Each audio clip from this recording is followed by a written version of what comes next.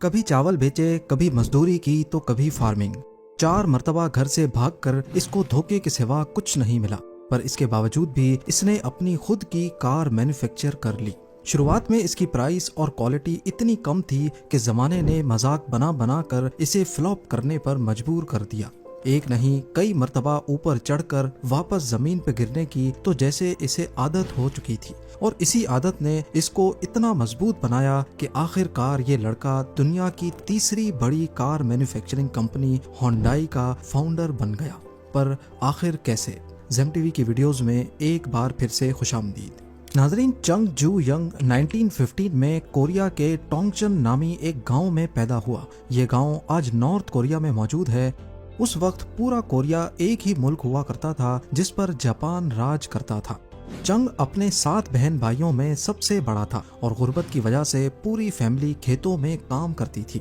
सिर्फ 14 साल की उम्र में चंग को गुर्बत की वजह से स्कूल छोड़ना पड़ा और वो खेतों में अपने माँ बाप के साथ काम करवाने लगा। वो पूरा दिन खेतों में काम करता, लेकिन पैसे इतने ही कमा पाता कि काम करने के बावजूद भी कई दिन उसे भूखा सोना पड़ता था।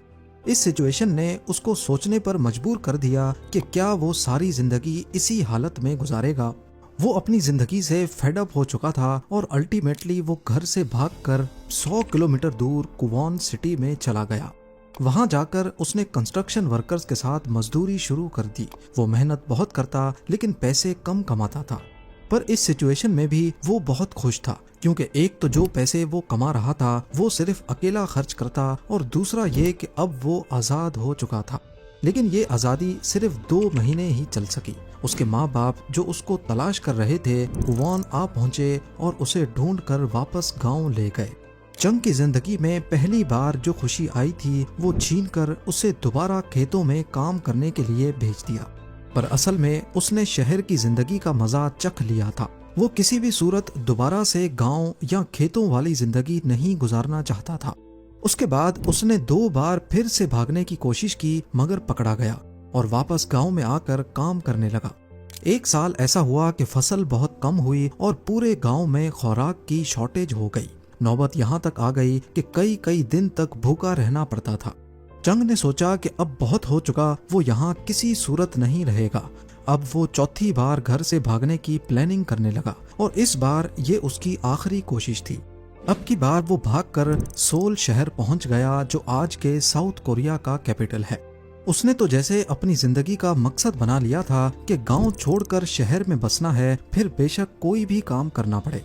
सोल में आने के बाद उसने कोई काम नहीं छोड़ा।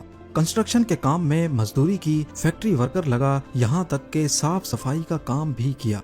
उसमें एक खूबी थी कि वो जो भी काम करता बहुत मेहनत से दिल लगा कर करता था। कुछ अरसे बाद उसको एक चावल की शॉप पर डिलीवरी करने की जॉब मिली। वो अब लोगों के घरों में साइकिल पे बैठ के डिलीवरी करने लगा। उसकी वजह से दुकान की सेल काफी बढ़ गई और दुकान के मालिक ने खुश होकर चंग को दुकान का मैनेजर बना दिया। ये उसकी पहली जॉब थी जिसमें उसे किसी किस्म की मजदूरी नहीं करनी पड़ी, और देखते ही देखते उसने दुकान की सेल्स को काफी हद तक बढ़ा दिया। इसी बीच दुकान का मालिक बीमार हो गया और वो दुकान चलाने के काबिल नहीं रहा, लिहाजा उसने थोड़ी सी कीमत में चंग को अपनी दुकान बेच दी। खेतों में काम करने वाला 4 बार घर से भागा हुआ लड़का सिर्फ 22 साल की एज में ही अपनी दुकान का मालिक बन गया। उसने अपनी शॉप पर खूब मेहनत की और कुछ ही अरसे में उसकी चावल की शॉप इलाके की सबसे बेहतरीन दुकान समझी जाने लगी। वो बहुत खुश था, लेकिन उसी दौरान एक वाकया हुआ और उसकी छोटी सी ये खुशी वापस गम में बदलने वाली थी।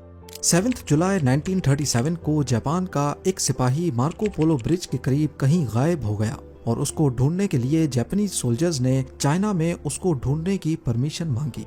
लेकिन जब चाइना ने उनको परमिशन देने से इनकार कर दिया तो दोनों में झड़प शुरू हो गई, जिसको इतिहास में सेकंड साइनो जापानीज वॉर कहा जाता है। छोटी सी बात पर चलने वाली ये जंग अगले 8 सालों तक चलती रही और इसके चलते जापान और कोरिया में चावल की शदीद शॉर्टेज हो गई। अब क्योंकि कोरिया में भी उस वक्त जापानीज इंपीरियल आर्मी का ही कब्जा था, इसी वजह से जापानीज सरकार ने पूरे जापान और कोरिया में चावल की शॉप्स को अपने कब्जे में ले लिया ताकि शॉर्टेज को पूरा किया जा सके। इन स्टोर्स में चंग का राइस स्टोर भी शामिल था और अब वो एक बार फिर से बेरोजगार हो गया। उसकी 2 सालों की मेहनत, उसकी जमा पूंजी सब कुछ जीरो से मल्टीप्लाई हो गई। पर चंग ने हार नहीं मानी। उसने अब कोई ऐसा काम तलाश करना शुरू किया जिस पर जापानीज आर्मी कब्जा ना कर पाए। उसने काफी सारे आइडियाज शॉर्ट लिस्ट किए और फाइनली उसने एक कार रिपेयरिंग शॉप खोलने का इरादा किया। पर मसला ये था कि अब चंग के पास ये काम स्टार्ट करने के लिए थोड़े से भी पैसे नहीं थे। उसने 3000 वॉन का लोन लिया और एडो सर्विस गैराज के नाम से एक नया बिजनेस शुरू कर दिया। पर जैसा उसने सोचा था उसका बिल्कुल ही उलट हुआ। कहते हैं मुसीबत आने से पहले पूछती नहीं है। चंग के नए गैराज में अचानक आग लग गई। गैराज तो गैराज, उसमें खड़ी सारी गाड़ियों को भी आग ने अपनी लपेट में ले लिया और सारे नुकसान का जिम्मा चंग पर आ गया। चंग इस बार बड़ी मुश्किल में फंस चुका था। 3000 वॉन का लोन और कस्टमर्स का नुकसान दोनों उसको भरना था। पर उसने हिम्मत नहीं हारी। एक बार फिर से 3500 वॉन का लोन लिया, दोबारा से गैराज खोला और आहिस्ता आहिस्ता सारा नुकसान कवर करने में कामयाब हो गया। अब उसने अपना फोकस बिजनेस की ग्रोथ की तरफ किया। अगले 2 सालों तक चंग भरपूर तरक्की करता रहा। उसने लोगों को अपने गैराज में नौकरियां देना शुरू कर दी। उसके पास 70 से 80 लोग काम करने लगे। तरक्की इतनी हो चुकी थी कि उसने अपनी पूरी फैमिली को गांव से बुलाकर सोल सिटी में सेटल कर लिया था। लेकिन फिर से एक इम्तिहान सर पर आ खड़ा हुआ। उस वक्त वर्ल्ड वॉर 2 चल रही थी और जापान भी इस जंग में शरीक था। जापान को जंगी सामान बनाने के लिए वर्कशॉप्स की जरूरत थी और इसीलिए जापानीज सरकार ने वर्कशॉप्स को भी अपने कंट्रोल में लेना शुरू कर दिया। बिल आखिर चंग का गैराज फिर से जापानीज सरकार ने अपने कंट्रोल में ले लिया। लेकिन इस बार चंग जीरो नहीं हुआ था, क्योंकि पिछली बार होने वाले नुकसान से उसने सबक उठाया और अपने पास 50,000 वॉन की सेविंग्स जमा करके रखी थी ताकि कोई और बिजनेस स्टार्ट कर सके। कुछ ही अरसे के बाद वर्ल्ड वॉर 2 खत्म हो गई और इसी के साथ कोरिया पर जापान की हुकूमत भी। चंग के रास्ते की सबसे बड़ी रुकावट हट चुकी थी। कोरिया अब 2 हिस्सों में तकसीम हो चुका था, नॉर्थ कोरिया और साउथ कोरिया।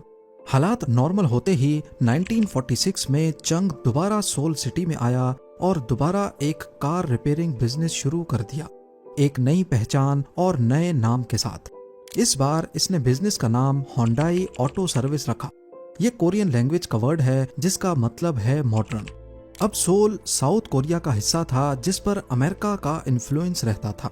अमेरिकन फोर्सेस अक्सर साउथ कोरिया में मौजूद रहती थीं और चंग ने देखा कि अमेरिकन फोर्सेस की रिहाइश के लिए अमेरिकन आर्मी को बिल्डिंग्स कंस्ट्रक्ट करवानी थी। उसने सोचा कि अगर एक कंस्ट्रक्शन बिजनेस शुरू किया जाए तो काफी तरक्की की जा सकती है। इसीलिए 1947 में उसने होंडाई सिविल वर्क्स के नाम से एक कंस्ट्रक्शन कंपनी बना ली।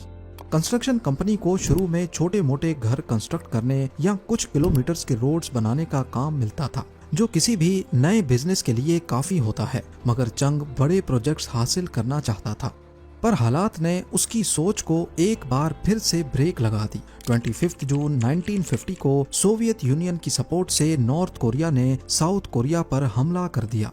सोल सिटी नॉर्थ कोरिया के बॉर्डर के करीब थी, इसीलिए चंग ने खतरा महसूस किया और सोल से भागकर बुसान चला गया।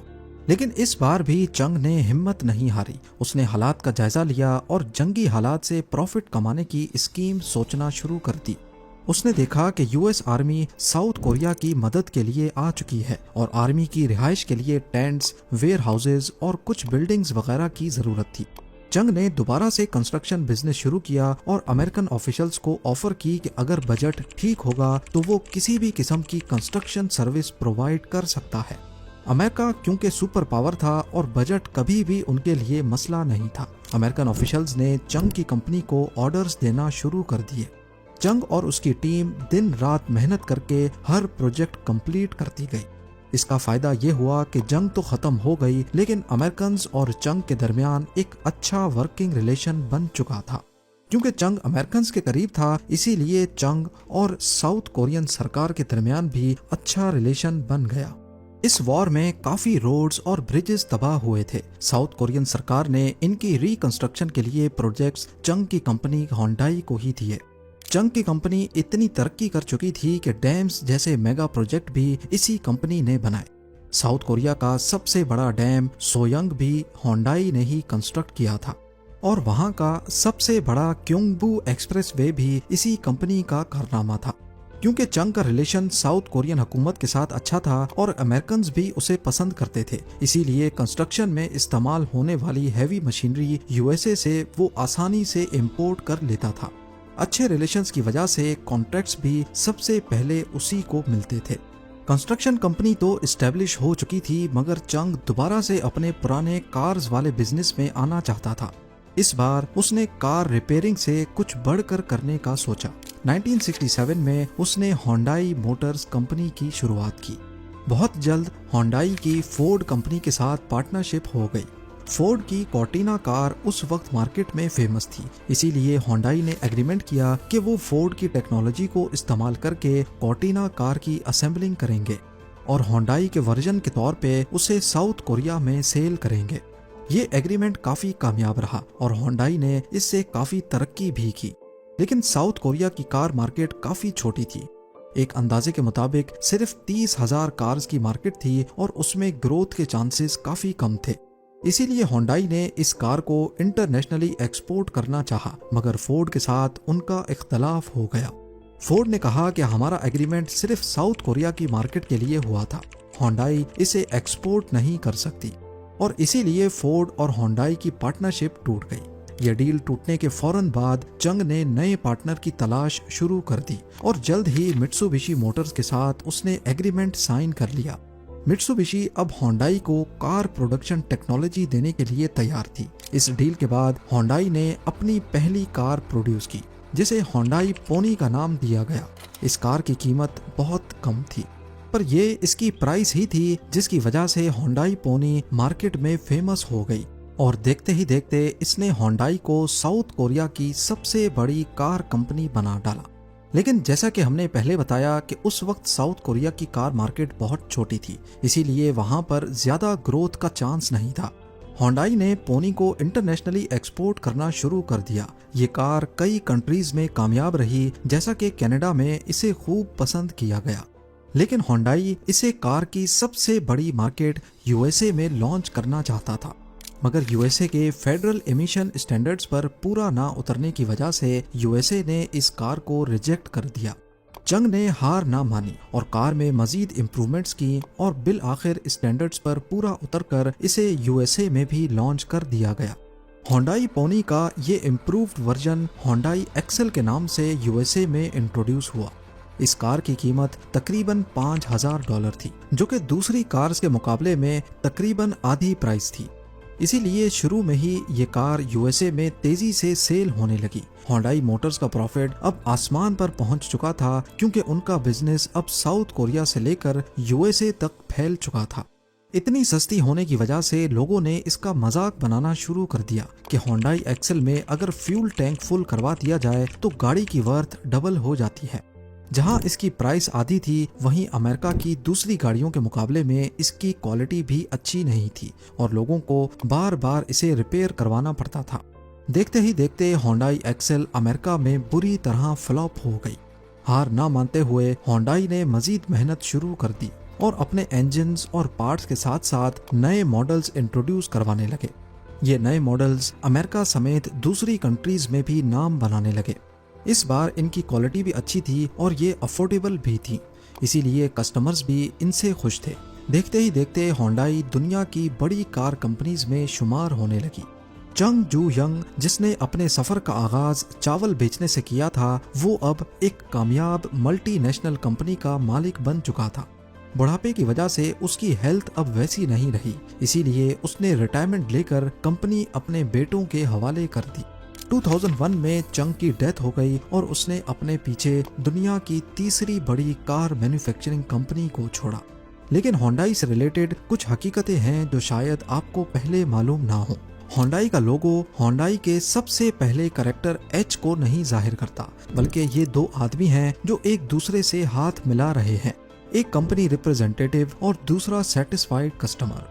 उल्सान में मौजूद होंडाई का मैन्युफैक्चरिंग प्लांट दुनिया का सबसे बड़ा प्लांट है, जिसमें सालाना 15 लाख गाड़ियां प्रोड्यूस हो सकती हैं और वर्ल्ड वाइड होंडाई साल में 60 लाख से ज्यादा गाड़ियां प्रोड्यूस करता है। उम्मीद है जेम टीवी की ये वीडियो भी आप लोग भरपूर लाइक और शेयर करेंगे। आप लोगों के प्यार भरे कमेंट्स का बेहद शुक्रिया। मिलते हैं अगली शानदार वीडियो में।